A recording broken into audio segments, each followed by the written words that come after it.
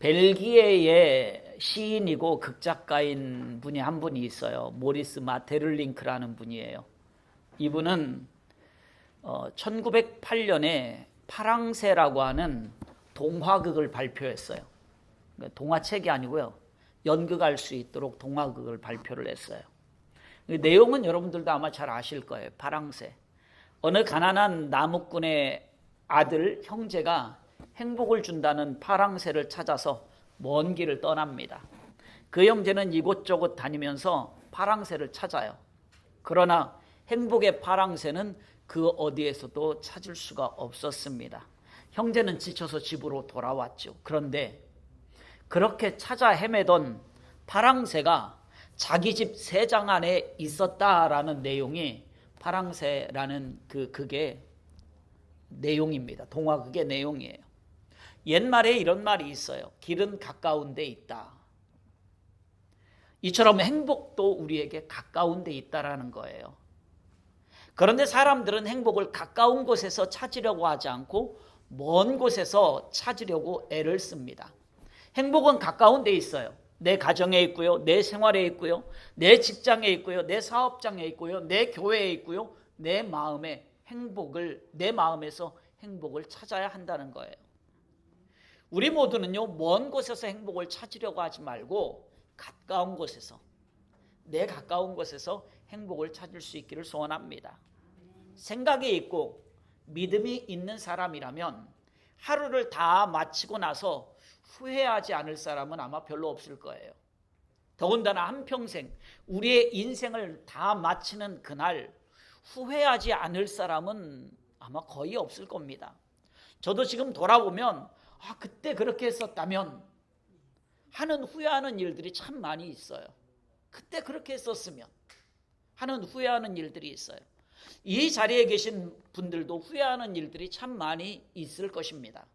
그런데 오늘 읽은 본문 디모데후서 4장 6절에서 8절 말씀을 보면은요, 이제 사도 바울은 자기의 인생이 끝난다, 곧 끝이다라는 걸 알고 있어요. 즉 순교를 앞두고 있는 자기의 파란만장한 생애를 돌아보면서 후회 없이 살았다라고 고백하고 있어요. 사도 바울의 입에서 후회라는 말이 전혀 없어요. 그는 행복한 삶을 살았다라는 얘기예요. 후회가 없다라는 얘기는 행복한 삶을 살았다. 성령이 충만하고 예수님께서 자기에게 준 사명을 마치려는 그 시점에 자신의 생명을 조금 더 귀한 것으로 여기지 않던 이 바울 외에 후회하지 않을 사람이 과연 있을까 싶어요. 어떤 건축기사의 이야기입니다. 재밌는 이야기예요. 사실인지 아닌지는 저도 모르겠습니다. 건축업자가 오랫동안 자기 회사에서 일한 건축기사에게 이렇게 말했어요. 자네도 이제 기술이 많이 늘었으니까 집을 한 채 한번 지어봐. 혼자 한번 지어봐. 이 건축기사는 정성을 들여서 짓지 않고 대충 지었어요. 집 한 채를. 그리고 사장에게 가서 보고합니다. 사장님, 집 한 채 다 지었습니다. 그래? 그동안 수고 많이 했어. 이제부터 이 집은 자네 집이야. 그러니까 가족들하고 행복하게 잘 살아? 이 말을 듣고 건축기사는 너무나 어이가 없었다는 거예요. 너무 후회스러웠다는 거예요. 내가 살 집인 줄 알았다면 대충 공사하지 않고 좋은 자재로 아주 너무나 꼼꼼하게 집을 잘 지었을 텐데 그렇지 않았다라는 거예요. 그런데 그때는 이미 후회해도 늦은 거예요. 하지만 오늘 우리가 본문 말씀에 사도 바울처럼 살아간다라고 한다면 그 후회를 하지 않고 후회를 줄일 수 있지 않겠는가라는 거예요. 오늘 사도 바울은 어떻게 살았기 때문에 그는 후회하는 삶을 살지 않았을까? 본문 디모데후서 4장 7절 말씀을 같이 함께 한번 읽어봅니다. 나는 선한 싸움을 싸우고 나의 달려갈 길을 마치고 믿음을 지켰으니. 아멘. 여기 보니까 뭐라고 말하고 있는가? 선한 싸움을 싸웠다라고 말하고 있어요.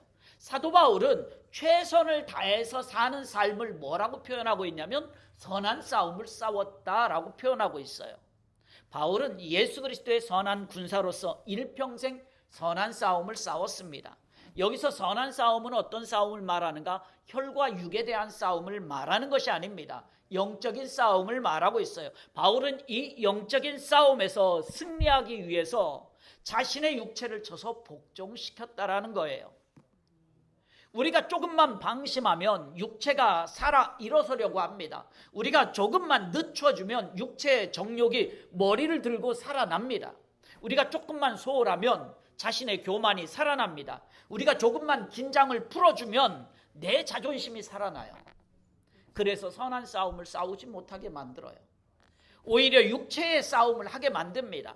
즉 악한 영의 종노릇하게 만들고 그 악한 영이 좋아하는 일들만 하게 만든다는 거예요. 오늘 우리는 이러한 사도 바울에게서 보고 배우고 본받아야 합니다. 우리가 육체를 따라 살아간다고 한다면 우리에게 있는 것은 무엇만 있는가? 후회만 있다는 거예요.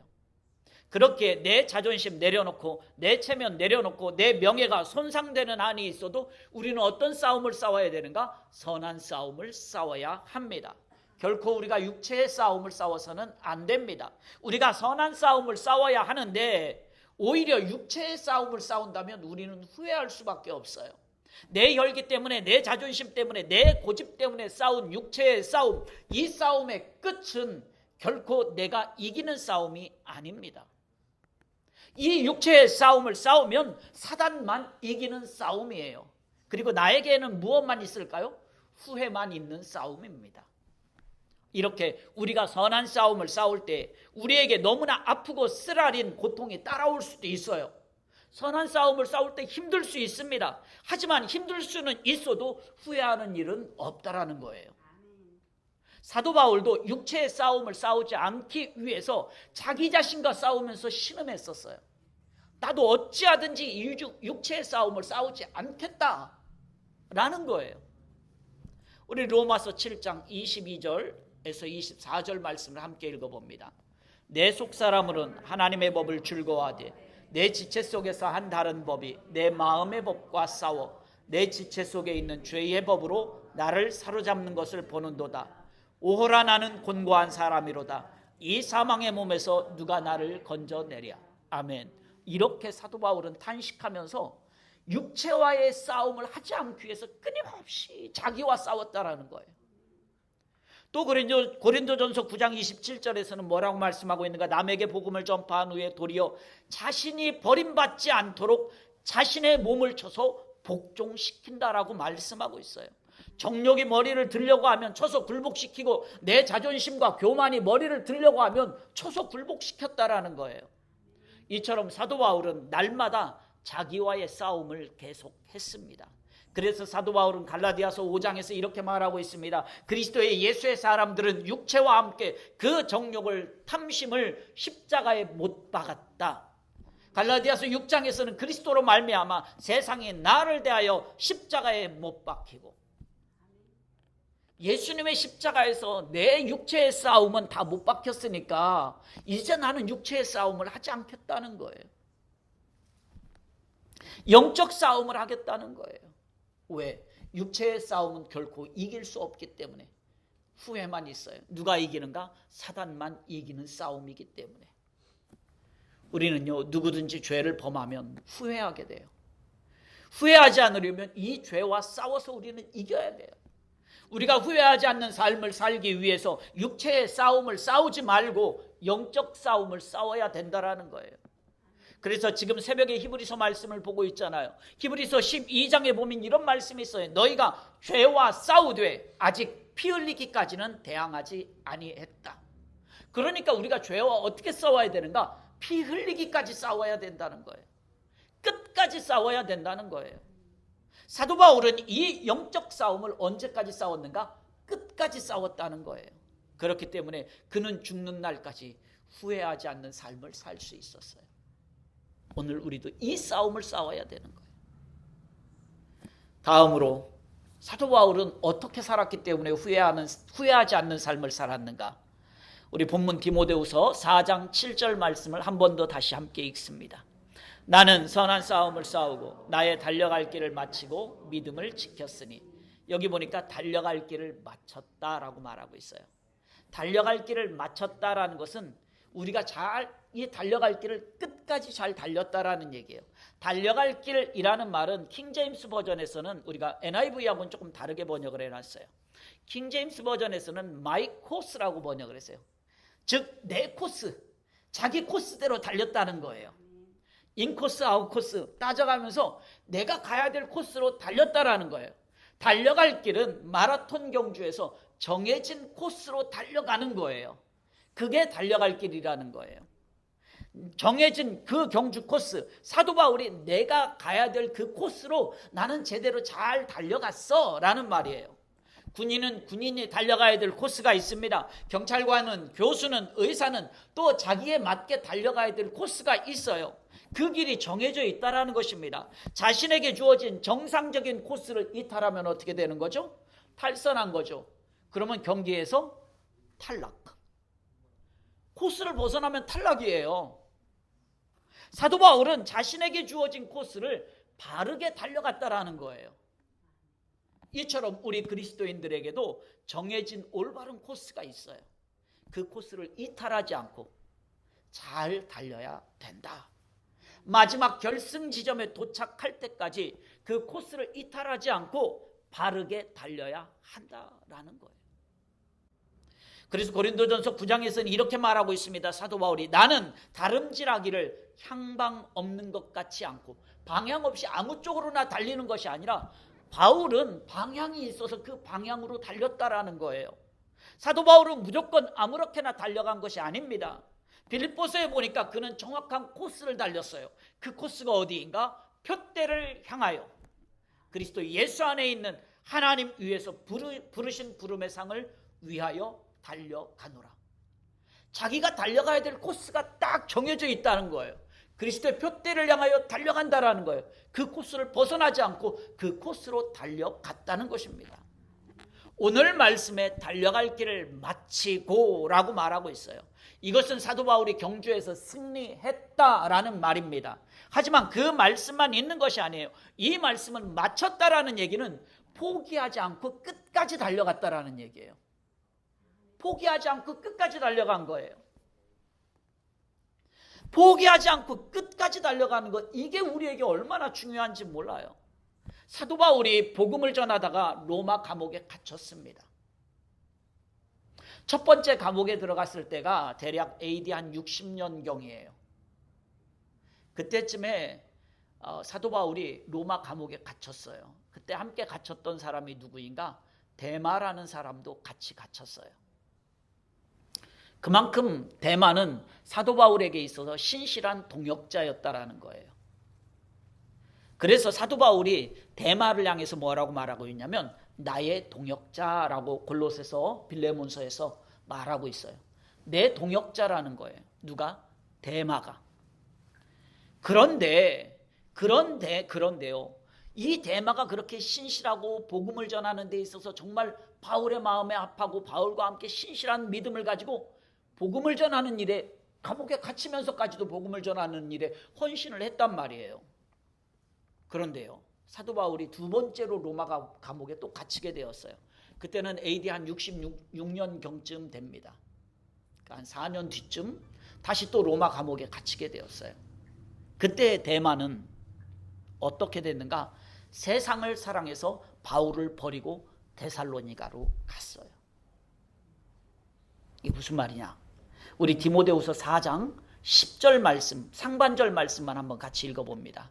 데마는 이 세상을 사랑하여 나를 버리고 데살로니가로 갔고, 데마는 세상을 사랑하여 나를 버리고 데살로니가로 갔다라는 거예요. 이게 무슨 말이냐면 복음을 전하다가 고난을 당합니다. 고통을 당합니다. 힘들어요. 달려갈 길을 끝까지 가지 못했어. 데마는 도저히 힘들어. 나 힘들어서 못하겠어 이제. 그리고 바울을 떠나서 그는 데살로니가로 갔다는 얘기예요. 나 이제 그만할 거야. 바울은 그게 마음이 너무 안타까웠어요.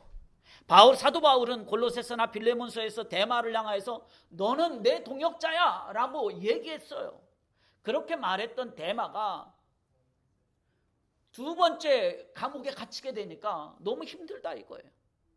그러니까 데마가 이제 나는 못하겠어. 그리고 데살로니가로 가버렸다는 얘기예요. 오늘 우리도 데마와 같이 선을 행하다가 낙심하는 일이 비일비재합니다. 그렇다고 해서 우리가 달리던 길을 포기하지 않기를 좀 소원합니다.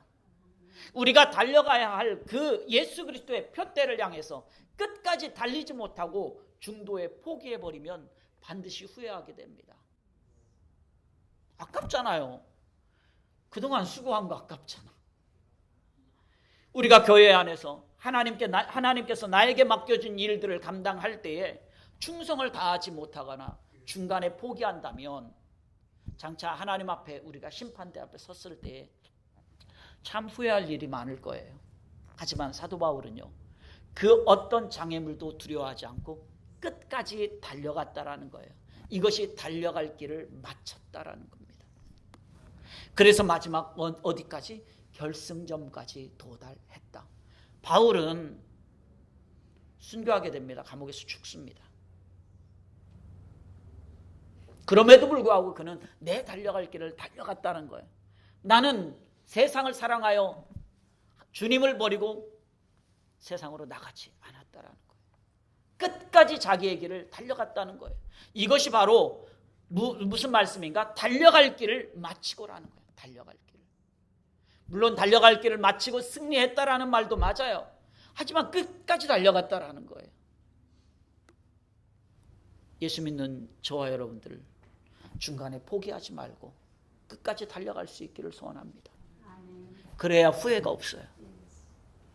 마지막으로 하나 더 말씀드립니다. 사도 바울이 어떻게 해서 후회하지 않는 삶을 살았는가?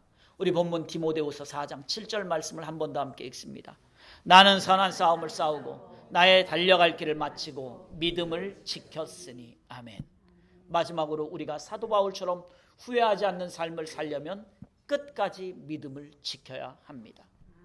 방금 읽은 7절 말씀에 사도 바울은 믿음을 지켰으니라고 고백하고 있어요. 우리가 선한 싸움을 싸우는 것 중요합니다. 달려갈 길을 끝까지 달려가는 것도 중요합니다. 그러나 이에 더해서 끝까지 믿음을 지키는 것 매우 중요합니다. 다시 말해서 나 자신과의 싸우는 것 중요해요. 내가 맡은 사명 충실하게 감당하는 것, 끝까지 감당하는 것 중요합니다. 그러나 믿음을 지키지 못하면 결국 우리는 구원받지 못하게 됩니다.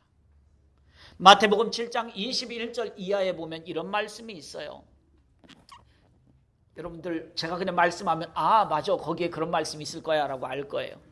우리 주님이 그러죠. 나더러 주여 주여 하는 자마다 다 천국에 들어가지 못한다. 그러면서 얘기해요. 내 이름으로 선지자 노릇도 하고 귀신도 쫓아내고 병도 고치고 권능도 행하고 다 했어.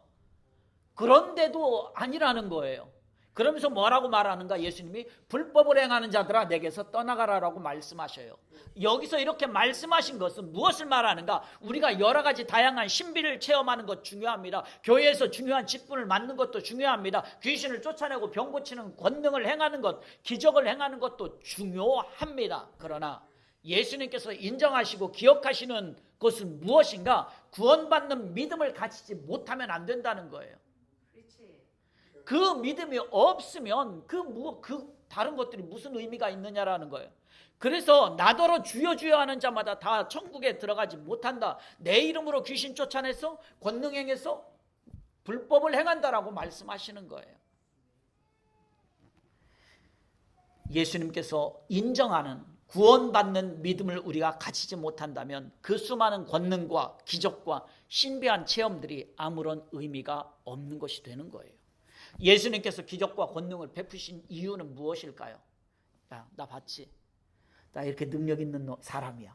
이거 보여주려고 그랬을까요? 아니요. 그거 보여주려고 예수님이 기적과 권능을 베풀어 주신 것이 아니에요.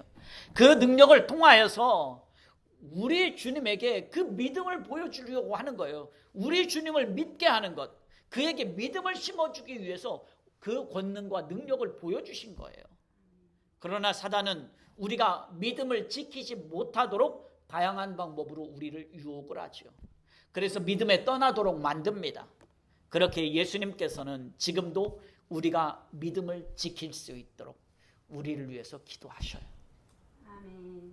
야, 너 믿음을 좀 지켜야 되지 않겠니? 라고.